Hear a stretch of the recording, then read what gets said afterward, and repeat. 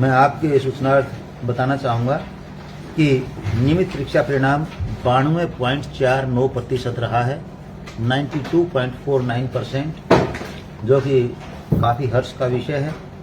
Secondary जो regular परीक्षार्थी थे 2,71,499 परीक्षार्थी प्रविष्ट हुए थे, जिनमें से 2,51,110 परीक्षार्थी उत्तीर्ण हुए हैं तथा 5,737 परीक्षार्थियों का परिणाम ER है, यानी एसेंशियल रिपीट रहा है। अर्थात ऐसे परीक्षार्थियों को बोर्ड परीक्षा फिर से देनी होगी, यानी 5,737 परीक्षार्थी अनुत्तीर्ण रहे हैं और 2,51,110 परीक्षार्थी उत्तीर्ण हुए हैं। जो छात्र प्रविष्ट हुए हैं 1,42,250, जिनका पास प्रतिशत 91.07 रहा है, क्योंकि उनमें पास 1,29,544 छात्र यानी बॉयज मेल आप कह सकते हैं। छात्राएं जो प्रविष्ट हुई थी वो था 1,29,249, जिनमें से पास हुई हैं 1,21,566, जिनकी पास प्रतिशत 94.06% रही है, यानी हमारी बेटियों ने फिर से बाजी मारी है और बेटों की अपेक्षा अपनी काबिलियत को ज़्यादा सिद्ध किया है।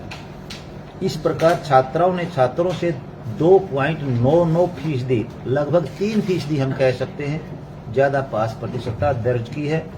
इसके लिए वे बधाई की पात्र हैं और अपेक्षा करते हैं कि भविष्य में भी इसी प्रकार वो अपनी जो योग्यता है उसको प्रमाणित करती रहें। ग्रामीण क्षेत्र का पास प्रतिशत 92.35% रहा है। शहरी क्षेत्र का पास प्रतिशत 92.83% रहा है। यह भी लगभग एक जैसा ही पास प्रतिशत है। जिस प्रकार से सीनियर सेकेंडरी परीक्षाओं में ग्रामीण क्षेत्र का पास प्रतिशत कुछ ज़्यादा था, लेकिन इधर शहरी जो पास प्रतिशत है वो हम कह सकते हैं कि लगभग 0.5% ज़्यादा है। प्राइवेट विद्यालयों का पास प्रतिशत 96.28% रहा है तथा गवर्नमेंट स्कूल्स राजकीय विद्यालयों का जो पास प्रतिशत है वह 89.30 यानी 89.30% रहा है।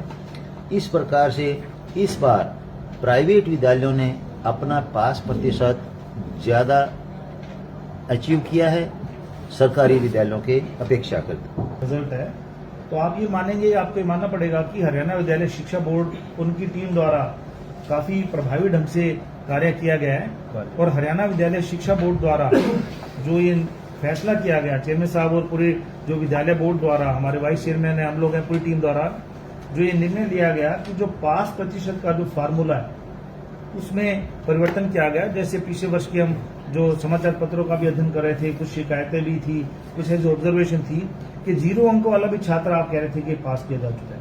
तो उसका जो पास का फार्मूला था उसमें रिटर्न प्लस इंटरनल असेसमेंट के और साथ में तीसरा प्रैक्टिकल के तीनों को जोड़कर उसमें पास होना आवश्यक होता था। मान लीजिए किसी के जो रिटर्न में परीक्षा में 0 अंक हैं और इंटरनल असेसमेंट में 20 में से 20 अंक हैं, प्रैक्टिकल में भी उसके 20 या 19 अंक हैं, तो वो पास हो जाता था। लेकिन जो बोर्ड द्वारा ये जो छात्रों के हित में जो फैसला लिया गया कि 0 अंक वाला कोई ऐसे छात्र ना हो कि जो जिसमें हम उसको पास दिखा दे बिना किसी मेहनत के, तो रिटर्न में अलग से पास होना अनिवार्य है और प्रैक्टिकल में पास होना अलग से अनिवार्य है। एक तो ये कारण रहा। दूसरा आप देखते हैं कि जब हम तुलनात्मक अध्ययन करते हैं तो आप देखेंगे कि इस बार जो हमने कहा कि हम नकल रहित परीक्षा नहीं होने देंगे, परीक्षा केंद्र के अंदर भी नकल नहीं होने देंगे, बाहर कोई भीड़ नहीं होने देंगे, किसी प्रकार की आउट होने घटनाएं नहीं होने देंगे, किसी प्रकार की लीकेज घटना नहीं होगी।